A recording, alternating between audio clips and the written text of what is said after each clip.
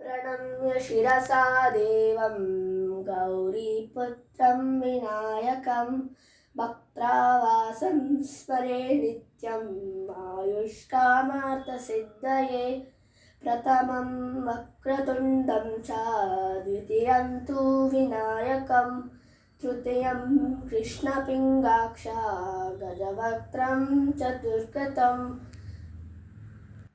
लम्बोदरं पञ्चमं च षष्ठं विकटमेव च सप्तमं विघ्नराजेन्द्र दूनवर्णं तथाष्टमं नवं बालचन्द्रं च दशमं तु विनायकम् एकादशं गणपतिं द्वादशं तु गजाननं सामे वसतु जिह्वाया वीणा पुस्तकधारिणी विरिञ्ची वल्लभा देवी सर्वशुक्ला सरस्वती अखण्डमण्डलाकारं व्याप्तं येन चराचरं दर्शितं येन तस्मै श्रीगुरवे नमः।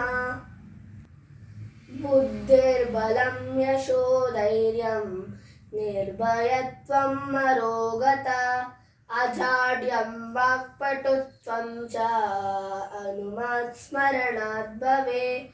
रुद्राजयाय रुद्राय नीलकण्ठाय शम्भवे अमृतेशाय शर्वाय महादेवाय ते नमः।